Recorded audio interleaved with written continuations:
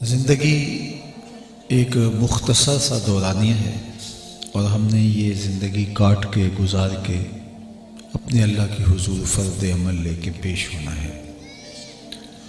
سورہ الملک کا ابتدائیہ اسی عنوان سے ہمارے سامنے عبرت کے نشان روشن کرتا ہے اور ہمیں بتایا گیا اس میں کہ زندگی اور موت اللہ کی تخلیق کردہ مخلوقات ہیں اور وہ اپنے بندوں کا امتحان لینا چاہتا ہے کہ اچھے اعمال کا ذخیرہ کون جمع کرتا ہے۔ ویسے تو زندگی کے اختتام کا نام موت ہے، لیکن یہاں موت کا ذکر تذکرہ حیات سے مقدم کیا گیا ہے۔ الذی خلق الموت والحیات لیبلوکم ایکم احسن عملا۔ تو حضرات مفسرین نے اس پہ یہ بات کی ہے کہ موت کا تذکرہ حیات سے مقدم رکھنے کا مقصد یہ تھا کہ غافل انسان کو تنبیہ کی جائے کہ زندگی پر امید لگا کے بیٹھ نہ جانا، تو نے اس دنیا سے رخصت ہونا ہے اور موت تیری طاق میں ہے۔ اقبال نے کہا تھا موت ہے ہنگامہ آرا، کلزم خاموش میں ڈوب جاتے ہیں سفینے موج کی آغوش میں۔ تو اچھا، دنیا پہ آنے کی ایک ترتیب موجود ہے، جانے کی وہ لازم نہیں ہے۔ پہلے باپ آتا ہے، پھر بیٹا آتا ہے، پھر اس کا بیٹے پوتے آتے ہیں، لیکن دنیا سے جانے کی یہ ترتیب لازم نہیں ہے کہ پہلے باپ ہی جائے گا۔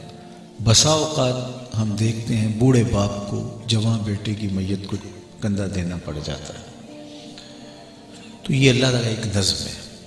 اچھا، آپ ذرا اس کائنات پہ غور کریں تو اللہ نے بہت ساری چیزیں ایک دن ہی، ابتدا میں ہی، آغاز میں ہی پیدا کر دی اور قیامت کے دن انہیں فنا کر دے گا۔ اسی طرح آسمان ہے، اللہ تعالیٰ نے ان کو بنایا، جو بنائے جانے تھے بنا دیے گئے۔ زمینیں ہیں، بچھا دی گئی۔ پہاڑ ہیں، زمینوں پر نصب کر دیے گئے۔ جتنا پانی تھا، سمندر تھا، پیدا کر دیے گئے۔ اور قیامت کے دن سمندروں میں آگ لگ جائے گی، آسمان لپیٹ لیے جائیں گے، زمین برابر کر دی جائے گی، پہاڑ روئی کے گالوں کی طرح اڑتے پھریں گے۔ جس طرح مختلف یہ بڑی بڑی مخلوقات اللہ نے ایک بار ہی پیدا کر دی اور ایک بار ہی ان کا نقطہ انجام ہے، تو انسان کے لیے بھی یہی ضابطہ ہوتا کہ جتنے بھی انسان دنیا پہ آنے تھے ایک بار آ جاتے اور قیامت کے دن کو سمیٹ لیا جاتا، لیکن ایسا نہیں کیا۔ اگر ایسا کیا جاتا تو بہت سارے لوگ موت کا ہی انکار کر دیتے۔ اور آج ہر مسئلے میں اختلاف موجود ہے، لیکن کوئی دھرم، کوئی فرقہ، کوئی گروہ، کوئی مذہب، کوئی مسلک موت کا انکار نہیں کرتا۔ لوگوں نے وجود باری کا انکار کیا، لیکن موت کا وہ بھی انکار نہیں کرتے، اس لیے کہ اس کو اپنی آنکھوں کے سامنے دیکھتے ہیں۔ قافلہ حیات سے بچھڑتے ہوئے لوگ ہم خود اپنی نگاہوں سے ان کا مشاہدہ کرتے ہیں، ہم سے جدا ہوتے ہیں، ہم خود لوگوں کو لحد میں اتار کے واپس پلٹتے ہیں۔ تو یہ اس نے اس لیے رکھا تاکہ ہمیں آخرت کی تیاری کرنی آسان ہو۔ یہ دیکھیے کہ اللہ تعالیٰ جل شانہ نے جو لوگ ہم سے بچھڑتے ہیں، جدا ہوتے ہیں، ان کو ہمارے لیے عبرت بنایا ہے۔ حضرت امام غزالی علیہ رحمہ نے یہاں ایک بڑی خوبصورت بات لکھی، فرماتے اللہ نے مرنے والوں کے ذریعے سے پسماندگان پر احسان کیا۔ تو امام غزالی سے سوال ہوا کہ کیسے احسان ہے؟ جس کا باپ چلا گیا، جس کی ماں چلی گئی، جس کا بھائی اٹھ گیا، جس کا جوان بیٹا چلا گیا، وہ تو دکھ میں مبتلا ہے، صدمے کی کیفیت میں دو چار ہے، آپ کہہ رہے اللہ نے اس پر احسان کیا، تو یہ احسان کس معنی میں؟ تو امام غزالی فرماتے ہیں کہ احسان بئی معنی کہ اللہ نے مرنے والے کی موت کو ان کے لیے عبرت بنایا ہے کہ یہ ایک اور موقع سنبھلنے کا پاتے ہیں، اور اگر ان کی موت کو اس کے لیے عبرت بنا دیا جاتا تو یہ کیا کہہ سکتے تھے؟ تو یہ اٹھتے ہوئے جنازے، یہ پھیلی ہوئی قبریں، یہ ہم سے بچھڑتے جدا ہوتے ہوئے لوگ ہمارے لیے پیغام موت ہیں، اور یہ ہمیں بتا کے جا رہے ہیں کہ ہم جا رہے ہیں، ہمارے پیچھے تم بھی آ رہے ہو۔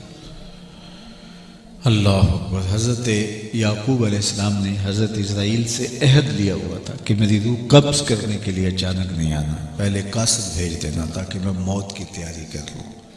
پیغمبر تو تیار ہی ہوتے ہیں، لیکن کچھ چیزیں تعلیم امت کے لیے ہوتی۔ تو انہوں نے کہا جی میرا عہد رہا، میں آپ کی روح قبض کرنے کے لیے جب آؤں گا تو پہلے سے کوئی پیغام، کوئی قاصد بھیجوں گا۔ ایک عرصہ گزرنے کے بعد حضرت اسرائیل حاضر ہوئے، پوچھا کدھر آئے ہو؟ کہا قبض روح کے لیے۔ کہا تمہارا وعدہ کدھر گیا؟ تم نے تو کہا تھا پہلے قاصد بھیجوں گا، کوئی پیغام بھیجوں گا، تو تم نے کوئی قاصد اور کوئی پیغام نہیں بھیجا اور آ گئے۔ کہا حضرت میں نے تو قاصد بھیجے تھے۔ فرمایا میرے پاس تو کوئی نہیں آیا۔ عرض کی حضرت آپ کے سامنے کتنے لوگوں کی موت واقع ہوئی، یہ میرا قاصد نہیں تھا تو اور کیا تھا۔ آپ کی داڑھی میں سفید بال آ گئے، یہ میرا قاصد نہیں تھا تو اور کیا تھا۔ جب کمر میں خم آنے لگے، جب نظر کمزور پڑنے لگے، جب اعضاء مدمحل ہونے لگے، جب یادداشت ہونے لگے، جب بال سفید ہونے لگے، جب یادداشت کم پڑنے لگے، آنکھوں میں سفیدی اترنے لگے، تو سمجھ لو پیغام موت آ گیا۔ حضرت عمر بیٹھے تھے دربار میں، تو ایک شخص آیا اور دروازے پہ کھڑا ہو کے بولا یا عمر لا تنسى موتک، عمر اپنی موت کو نہیں بھولنا۔ اور حضرت عمر یوں کانپ رہے جس طرح بیت کی شاخ کانپتی ہے، اور اسے بلایا، پیار دیا اور فرمایا کہ روز آ جایا کر اور یہاں کھڑے ہو کے مجھے تذکیر موت کیا کر، مہینے کے بعد مشاہرہ بھی دیتے ہیں۔ ایک دن وہ آیا تو کہا آج کے بعد نہیں آنا۔ کوئی اور آنے لگا؟ فرمایا نہیں۔ تذکیر موت کی ضرورت نہیں رہی؟ فرمایا نہیں۔ مجھے چھٹی پھر کیوں دی جا رہی ہے؟ تو حضرت عمر روئے، داڑھی پہ ہاتھ رکھا، ایک بال الگ کیا، کہا یہ دیکھ میری داڑھی میں سفید بال آ گیا، اب تیرے آنے کی ضرورت نہیں ہے، یہی مجھے چین سے نہیں بیٹھنے دے گا، ہمارے تو پورے بال بھی سفید ہو جائیں۔ میاں صاحب نے کہا ہڈیاں کمبن گوڈے کھڑ کر اڑ گیا نک تیرا، اجے بھی بدیوں باز نہ آئوں جیو مدد دلیرا، فما اصبرہم علی النار۔ اللہ قرآن مجید میں ایک موقع پہ فرمایا لوگوں کا آگ پہ کتنا حوصلہ ہے، کتنی ڈٹائی کے ساتھ کہہ دیتے یہ جہاں مٹھا اگلا کس نے ڈٹا۔ کوئی کہتا فلاں بخشا گیا تو میں بھی بخشا جاؤں گا، اچھا اگر وہ نہ بخشا گیا تو پھر تجھے جہنم قبول ہے؟ کتنی ڈٹائی ہے، فما اصبرہم علی النار، کتنا حوصلہ ہے، کتنی جرأت سے بات کر لی جاتی ہے۔ یہ مختصر زندگی ہے، یہ خواب بکھر کے ٹوٹ جانا ہے، کچھ باقی نہیں بچنا۔